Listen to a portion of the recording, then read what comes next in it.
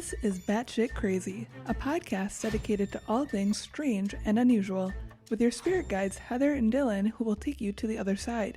Subject matter featured on Batshit Crazy may not be suitable for all listeners. Listener discretion is advised. Welcome back to Batshit Crazy. I'm Heather. And I'm Dylan. And today you are a little batshit crazy, Dylan. Yeah, so glad to be back here in the studio.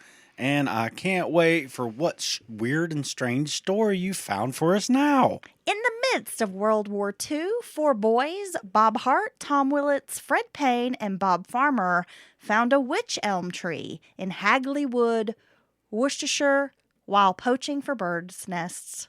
I must say, they have the best forest names in England. Hagley Wood? Isn't that incredible? Like a storybook. I know. Have you ever poached birds' nests looking for little eggs?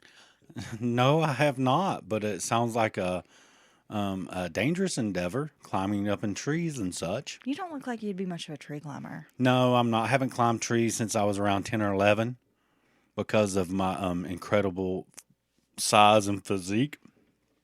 And, yeah. Okay. Well, the woodland area was part of the impressive grounds of Hagley Hall estate, owned by Lord Cobham. It happened on April 18th, 1943. The boys were trespassing on this particular piece of land, Dylan, ignoring the dangers of getting apprehended by the gamekeeper. They had their little dog with them, and all they wanted was something to take their minds off the harsh realities of war and support their families with some rabbit meat. So these guys are out in the woods trying to hunt down rabbits. Maybe that's not going so well. Now they're poaching bird eggs. So it sounds like this is out of necessity, and they're just trying to take their minds off of the bad things going on. The German bombing raids were causing chaos in Birmingham, where the boys lived. Bob Farmer, the eldest among the boys, decided to climb up the tree and see if he could find a bird's nest. He peeked into the hollow trunk from the top where he stood, and he saw something white lodged in the dirt.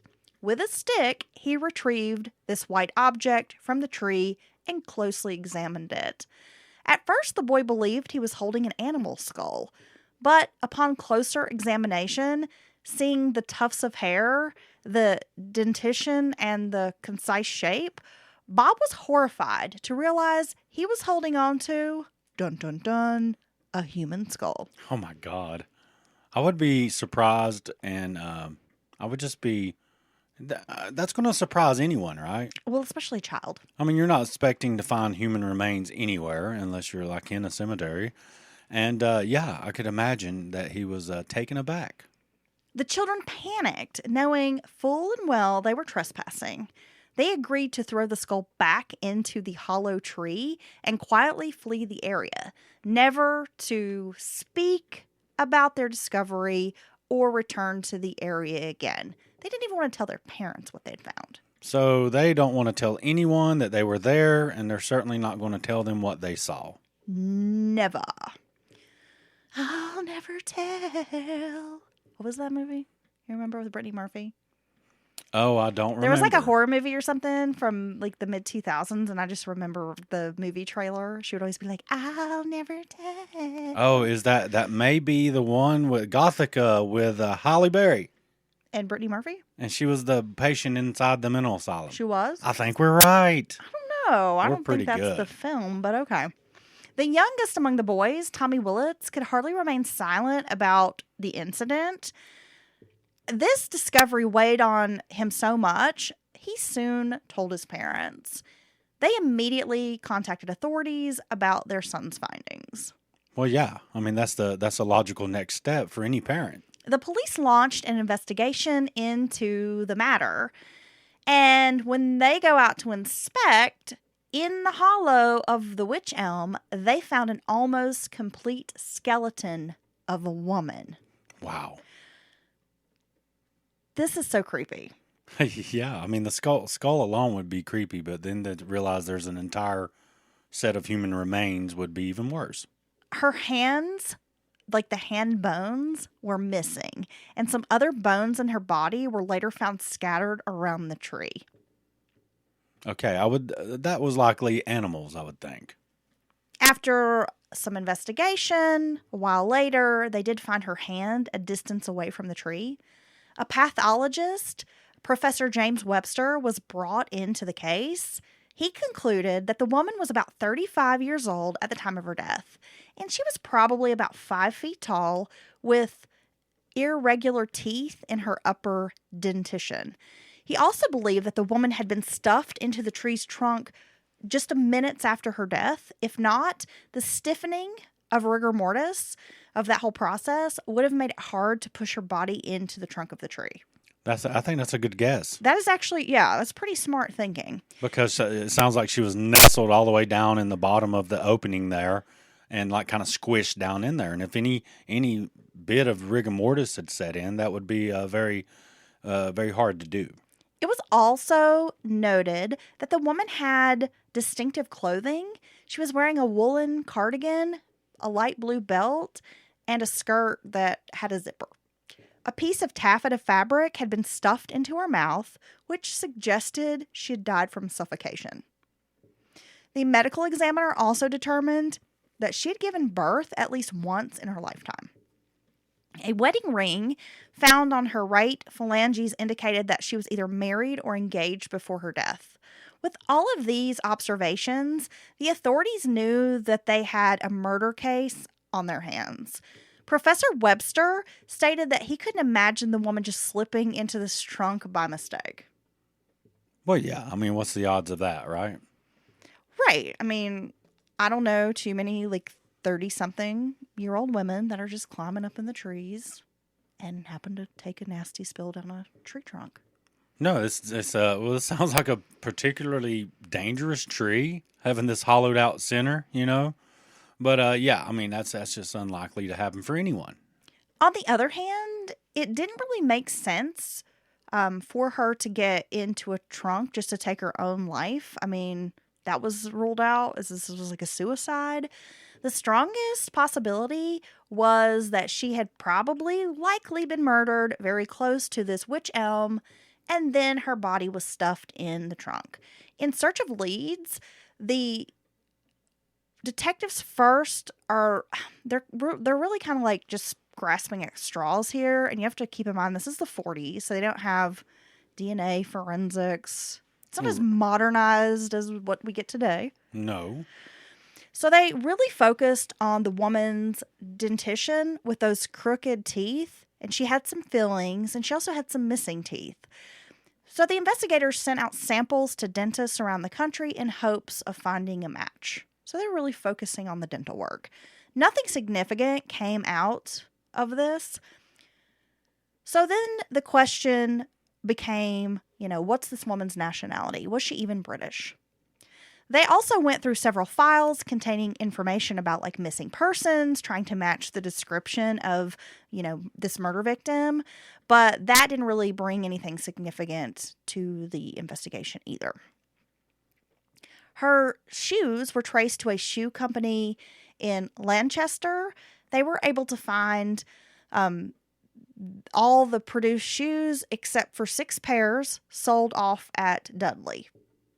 Really? So they were able to trace down where every pair of shoes this company made. Hold on a second. That's kind of crazy. It is. So in the absence of any leads, the investigators turned to the public and asked for their help in trying to identify this lady or even her killers. But months passed, and nobody came forward with any tangible information. The media frenzy surrounding the case did gradually die down, and then, as we know, the case went cold.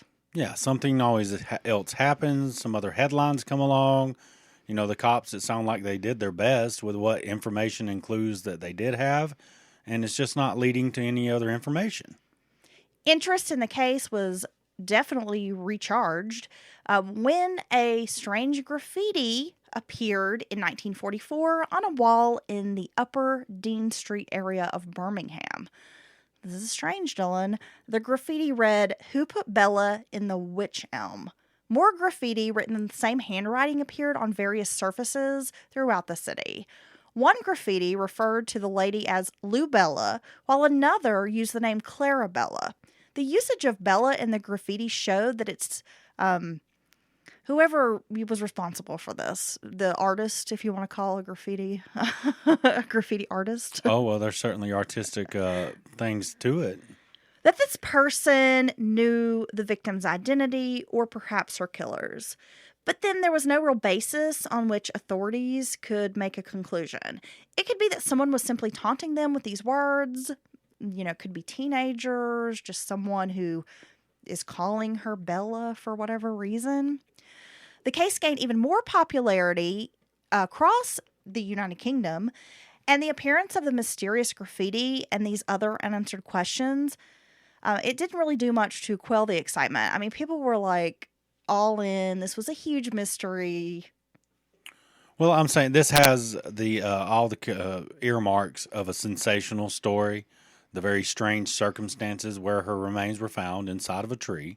Yeah, it's pretty creepy too. And being in the woods and this Wych Elm, which sounds awesome, right? It's a great name for a tree. And it has all the characteristics of a very sensational story. And then you have this mysterious graffiti artist, possibly knows something or knows the victim. And that's a pretty wild tale. A few months after the graffiti showed up, a sex worker presented herself claiming that she knew a fellow sex worker named Bella that had vanished one night back in 1941 while waiting for a man on Hagley Road. That was really all the information she had about this so-called woman named Bella. Almost a decade later, in 1953, a woman contacted the Wolverhampton Express and Star. Again, the British have like the best names for shit. It's true. With a story about the body in the Wych Elm. She identified herself as, and I'm using quotation marks, Anna of Claverley. I'm going to start referring to myself as like Heather from North Carolina. Lady Claverley. During an interview with a journalist, Anna claimed that her ex-husband, a guy named Jack Mossop, had confessed that he and his colleague Van Halt had killed and stuffed Bella's body in the Wych Elm. Now, according to Anna, the murdered woman was working in a spy ring. Oh, my God. I know. That collected information from the munitions factories in England and sent them out to enemies. Oh, my gosh. Jack Mossop had confessed to feeding intelligence to this guy Van Halt, who then relayed all of it to a Dutch woman who turned out to be Bella, and then she was relaying that information to the Nazis. Damn it, Bella. Jack worked at a munitions factory from where he could gather information to be sent out to his friends in Germany. Now, this story, according to Mossop, went that this guy Van Halt and this unidentified Dutch woman had gone out to have a drink one night back in 1941 at a pub located in Hagley. Mossop said that an argument had broken out between the woman and Van Halt, and they argued until she became drunk and eventually passed out. The fight continued in the car as they drove away. Van Halt eventually grew so angry with this woman, he strangled her, and the two men placed her body inside the tree to teach her a lesson. They expected that she would stay unconscious only for the night and would wake up sometime the next day and, kind of realize that, like, this is what happens to you when you argue with Van Halt. I don't know. Yeah, you end up inside of a tree. You end up physically assaulted. And until you're unconscious, and then you're stuffed in a tree. I mean, that's an age-old lesson every young person has to learn. Don't you mess with Van. You'll end up in a tree. If you do that, you're going to end up in one of them old Wych Elms. You gotta watch out. Damn, it happens all the time, and we really need to discuss that. Can't you come up with a more reasonable excuse for stuffing her in a tree? Or, like, teaching her a lesson? Could you just put her in a timeout? Could you just put her to bed and have a stern conversation the next day about it? Just like ground her from like having, TV. She can't watch an after school special later. I don't know. I'm like, I'm this close to stuffing you in a damned old Wych Elm. I'm telling you what. That's you're going to start threatening me with this. Well, she died there. Now, this does not explain that taffeta cloth that had been stuffed inside her mouth, and there was no way to confirm this story. For what is known about Jack is that he was transferred to a mental hospital after complaining about some sort of recurring dream in which he saw a woman staring down at him from a tree, but he died before Bella's body was actually discovered. Oh, wow. Van Halt was never arrested, even questioned. Investigators were forced to discard the story because they thought it was hearsay. And she came out with it about 12 years after the body was discovered. Yeah, I mean, what are you going to do? I mean, it's kind of hard. That's a type of lead or thing it's hard to really track down and prove whether or not it's true. Right. I mean, they just felt like this was a woman who was trying to insert herself into this strange, like, local lore. Well, you take someone who already seems to have issues of a certain kind, then I think that's only logical to have that thought. The spy theory came back to life after the discovery of some MI5 files. Now, MI5, is that like the same thing, Dylan, as like MI6? Well, if I'm not mistaken, I could be. I think that's different departments of the British intelligence apparatus. I've heard of MI6. I've heard of MI6. I've heard of MI5. I've heard the different numbers thrown around. But I think instead of having these separate, three-lettered agencies like we do in America, it's just different. Like this might be foreign intelligence. This might be domestic intelligence. Just using numeric code. Well, yeah, because Gotcha. the British are way more just like rational and reasonable about the things, like even Russians. They're just like, oh, just do this. We like to complicate things here in America. The files contained credible information about a German spy known as Joseph Jacobs. He had actually parachuted into England in 1941, but broke his leg when he landed. He was arrested and handed over to British troops before he escaped. During interrogation, the members of the British troop found an old photograph of a woman who Joseph revealed to be Clara Borelli, a beautiful actress and a cabaret singer. Now, he described her as his lover who had parachuted into Britain as a spy earlier that year before losing connection with the German spy network.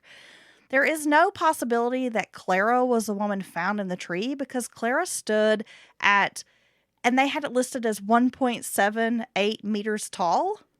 Right. Okay. While the woman in the tree appeared to only be like 1.52 meters in height. So that's quite a bit of inches of difference for the Americans. That's quite a bit difference in size there.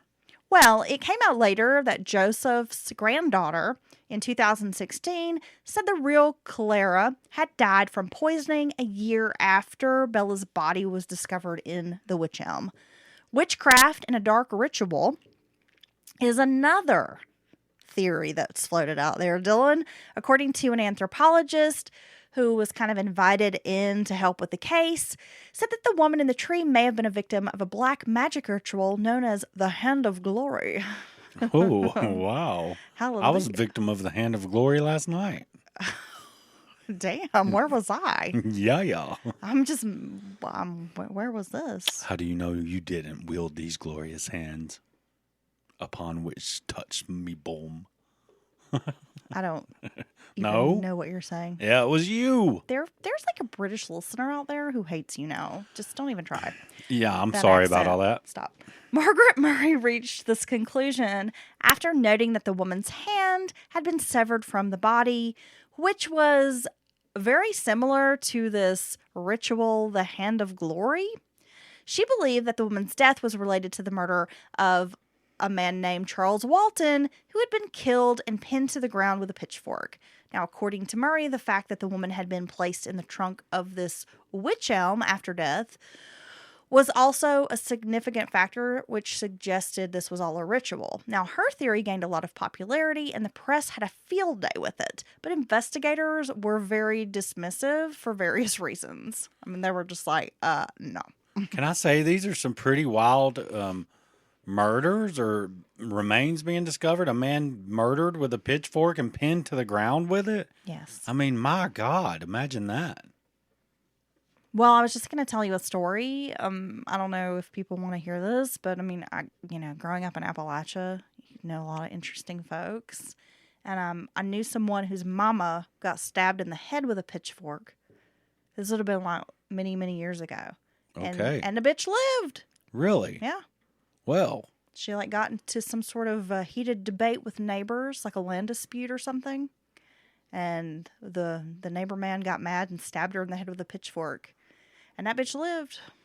well, hey, With her- why she got to be a bitch? With her damn pitchfork stab head. I could just imagine, be like, God damn it, Sheila, I done told you, say one more word, and I'm going to hit you with this damn pitchfork. Why she got to be a bitch? I don't know. Maybe she was a bitch, Dylan. Maybe I know more about the story than you do. That's Okay? true. It's my story. That's true. So 70 years later, this mystery endures. I mean, people interested in the story are left with more questions.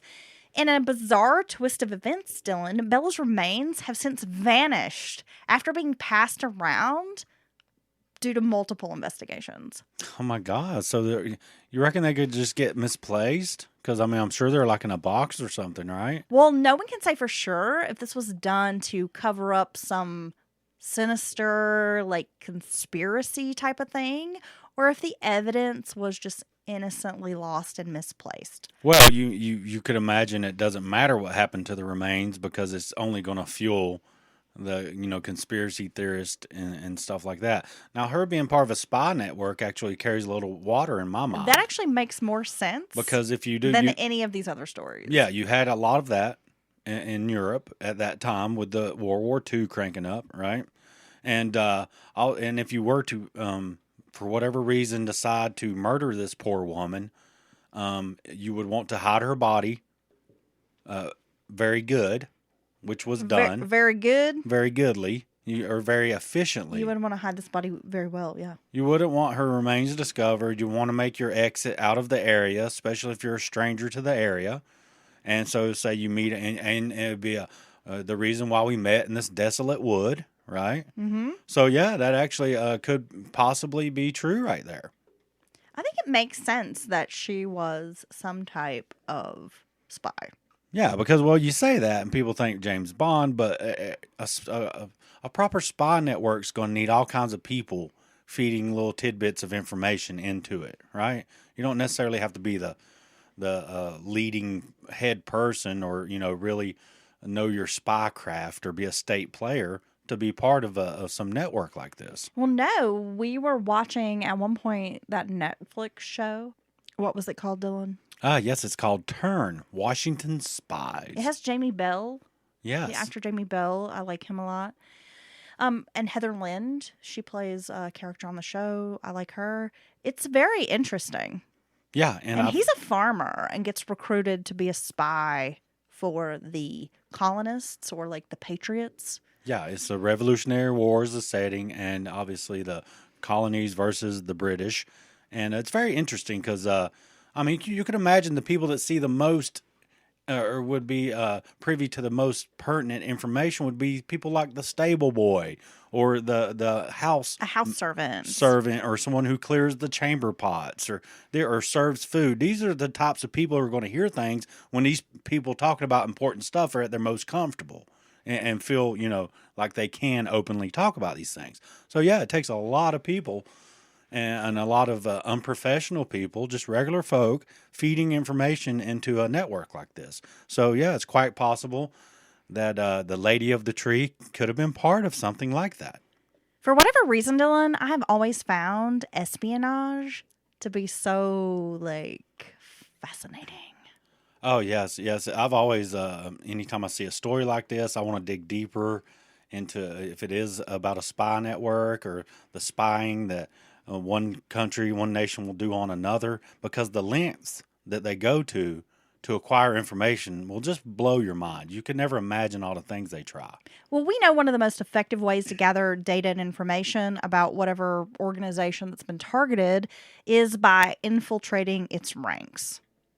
So you have this espionage agent or a spy, and they return information back, and it helps strengthen the enemy forces. And I just think this is really interesting. Of course, there's corporate espionage, people trying to steal technology, sabotage other businesses or other rival companies. Counterintelligence is also the practice of like thwarting enemy espionage and intelligence gathering.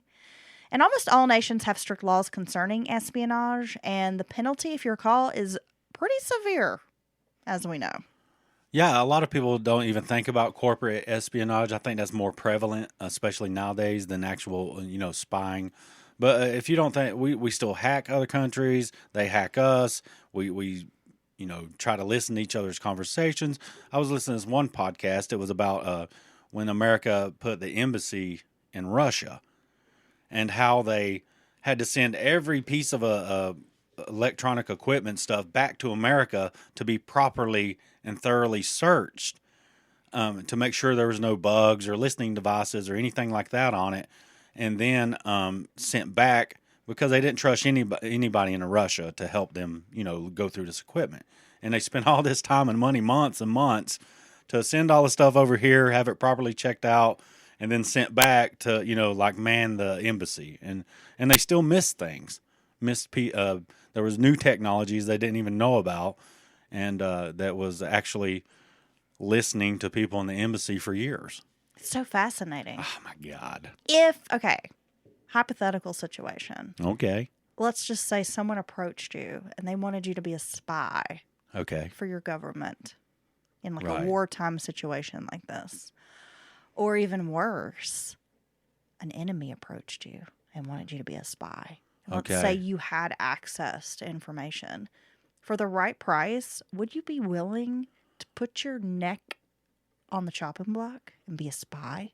I don't know. I don't think money would be a proper motivation for me. It would take thinking maybe possibly that my government's in the wrong, or it would take, I think, a moral Immoral. moral obligation or something, or if I was afraid for my life, in my home country or something, and I was doing this to get myself somewhere safe, me and my family, I think it would take something like that to be.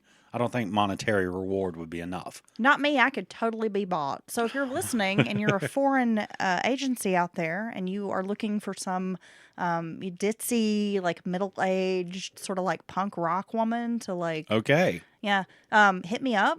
I have a price. I can be bought. Now, Just see, saying.